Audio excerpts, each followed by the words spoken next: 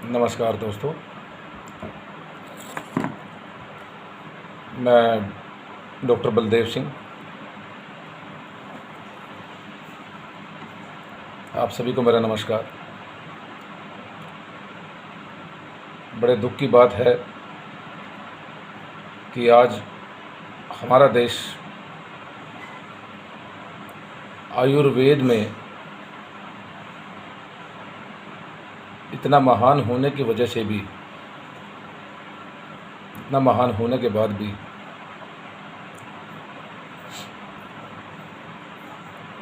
आज वो बीमारियां जिनके बारे में हमने कभी सोचा भी नहीं था कि हमारे गले तक आ जाएंगी, आज उन बीमारियों ने गंभीर या भयानक बीमारियों का रूप धारण कर लिया है। इसमें छोटी मोटी बीमारियां जैसे डायबिटीज़ है,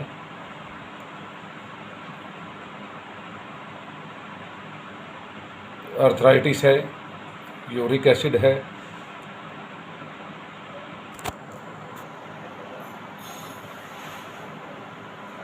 और एक छोटी सी बीमारी जिसको हम इन्फ्लुएंजा यानी जुकाम के नाम से जानते हैं, वो उसने भी आज भयावह स्थिति पैदा कर दी है।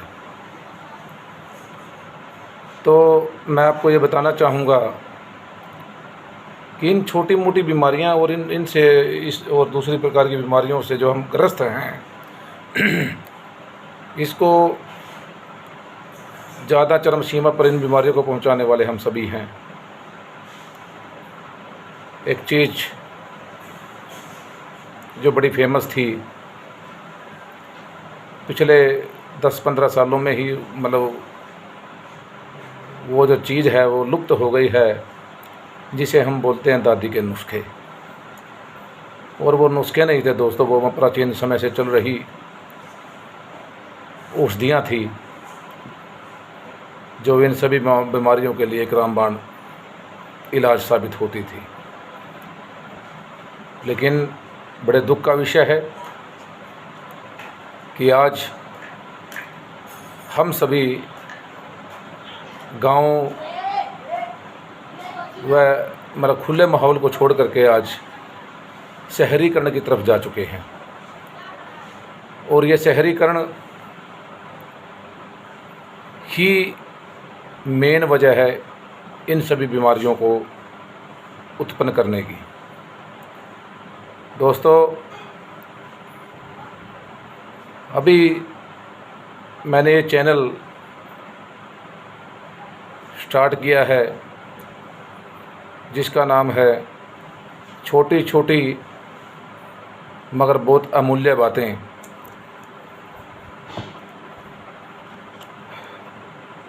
यदि हम इन छोटी छोटी चीज़ों को जान लेंगे तो हम ज़रूर स्वस्थ रह पाएंगे। और ये एक मेरी छोटी सी शुरुआत है। आप लोगों को मुझसे ज़्यादा पता है, मुझे ज़्यादा नहीं पता है, लेकिन जब मैं अपने आसपास के और महल इधर उधर के माहौल पर नज़र डालता हूँ तो मुझे बड़ा दुख होता है। मैं कोई यूट्यूब यूज़र नहीं हूँ, ना मुझे कोई मतलब ज़्यादा कोई ख़ास इससे मतलब है, ना मुझे लाइक से मतलब है, ना ही सब्सक्रिप्शन से या कोई शेयर से कोई मतलब नहीं है।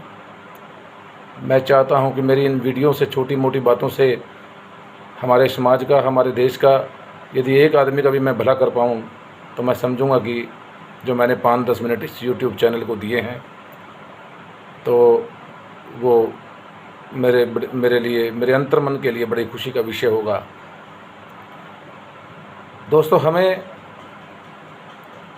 उन चीज़ों के ऊपर वापस जाना होगा, वापस आना होगा, वापस या ये कह लीजिए कि हम वापस आ रहे हैं। जो मेन फैक्ट क्या है, हम गांव को छोड़ करके शहरीकरण की तरफ चले गए हैं। उस शहरीकरण में हमें क्या क्या नुकसान हुआ है, क्या क्या हमें नुकसान हुआ, क्या क्या किस वजह से हम इतने ज़्यादा बीमार हो चुके हैं। शहरीकरण में क्या हुआ है, हम एक लिमिटेड से दायरे में, एक लिमिटेड से एरिया में 1000 फुट एरिया या 8 मरला या 5 मरला या कुछ ऐसा भी है, उसके अंदर रह गए हैं। सेल्फ फैमिली जिसे कह सकते हैं, कंपोजिट फैमिली नहीं, सेल्फ फैमिली ही इन सभी बीमारियों की देन है। ये बीमारी नहीं है सब कुछ भी। Asthma, arthritis, kidney failure, stress, cholesterol और इम्यून सिस्टम, इम्यूनिटी लो हो जाना, प्लेटलेट्स डाउन हो जाना,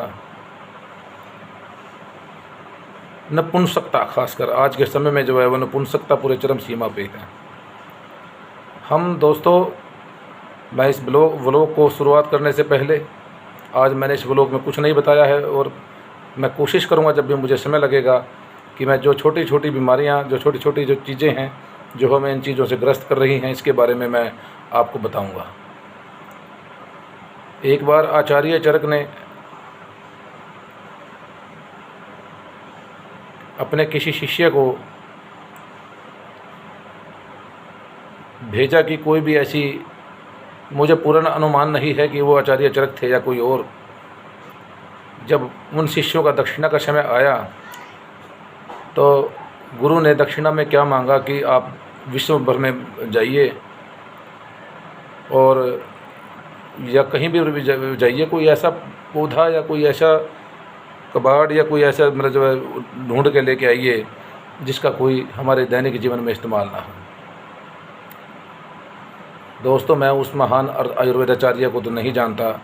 मैंने आपको पहले ही वह बताया कि मैंने ये चैनल अभी शुरू किया है, इतनी मुझे जानकारी नहीं है। लेकिन सभी शिष्य कुछ दिनों के अंदर, कुछ महीनों के अंदर ही वापस आ जाते हैं। लेकिन शायद आचार्य चरक जी थे, 500 ईस्वी के आसपास की बात है, वो सभी जगह ढूंढ गए, मतलब उसको कोई भी ऐसा औषधि, ऐसे कबाड़ या कोई ऐसा कोई भी मतलब जो है तुच्छ पौधा प्राप्त नहीं हुआ जो जिसका इस्तेमाल ना हो। तो वो अपने गुरु के सामने खड़े हो जाते हैं और कहते हैं, गुरुजी मैं आपको दक्षिणा देने में असफल रहा।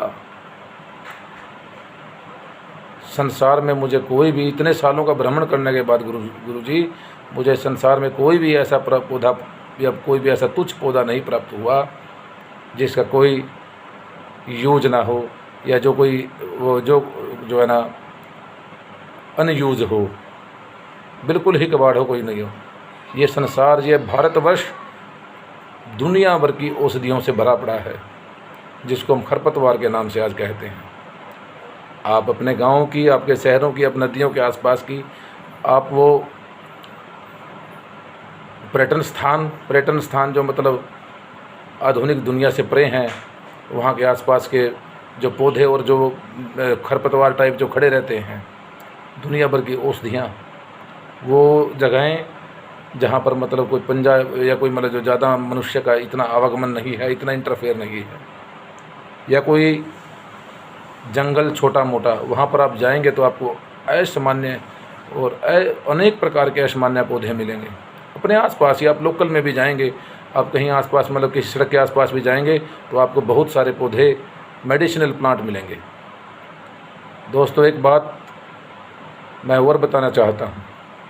Every matter of the universe have the 3 properties: biological property, physical properties और केमिकल प्रॉपर्टी। एवरी एटम्स और every body, every subject, every substance of the world have, उसकी 3 प्रकार की प्रॉपर्टीज़ होती हैं। और दोस्तों, मैं एक बात और जो बड़े दुख की विषय है, बड़े दुख से बताना पड़ता है कि आज हम YouTube से देख करके बहुत सारी दवाइयाँ और बहुत सारे डॉक्टर बनने की कोशिश कर रहे हैं। लेकिन दोस्तों, आयुर्वेद के अंदर सबसे पहली जो स्थिति है वो पेशेंट की है, कि वो पेशेंट की मतलब भौतिक, भौतिक, जैविक और रासायनिक स्थिति कैसी है, उसके बाद पित्त और कफ में से कौन सा मतलब सिस्टम खराब है। आज हम YouTube से या इधर उधर फेसबुक से या कोई नुस्खे देख, वो नुस्खे सभी ठीक हैं, मैं उनका विरोध नहीं करता, लेकिन वो नुस्खे हम किसको दे रहे हैं, किस लिए किस प्रकार से दे रहे हैं, क्या उसका तरीका है, जो मरीज है उसका वात पित्त और कफ में से कौन सा सिस्टम ख़राब है, किस स्थिति है उसकी, मतलब क्या क्या उसकी रिपोर्ट्स हैं, क्या क्या उसके बेसिक फिजिकल और दूसरी और अन्य प्रकार की चीज़ें हैं, क्या हम वो दवा उसको दे सकते हैं। यदि वो दवा हम दे सकते हैं तो किस प्रकार से हम वो दवा दे सकते हैं, क्या उसके पैरामीटर्स हैं, ये बगैर जाने हम दोस्तों किसी प्रकार की औषधि हम किसी भी पेशेंट को थोप रहे हैं। मेरा आप सभी से निवेदन है कि आप इस प्रकार से बिना किसी आयुर्वेदाचार्य की सलाह लिए बगैर आप इन चीज़ों का प्रयोग ना करें। यदि आपको इस चीज़ का प्रयोग करना है तो आप पूर्ण रूप से आयुर्वेद के बारे में जानकारी लेकर के किसी भी तत्व के बारे में, उसमें किस प्रकार की केमिकल कंपोजिशन उसकी है, फिजिकल कंपोजिशन उसकी क्या है, उस प्रकार से ही उसका इस्तेमाल कीजिएगा। आज मेरे साथ कुछ ऐसे इंसिडेंट हुआ, जब मैं कुछ देखता हूँ इधर उधर, कुछ बंदे मिलते हैं मेरे को, वो और भी ज़्यादा बीमार हो गए हैं, और भी ज़्यादा मतलब जो है वो इन दवाइयों से और भी ज़्यादा, क्योंकि उसको पता नहीं है कि मैंने वो दवाइयाँ किस प्रकार से लेनी है। दोस्तों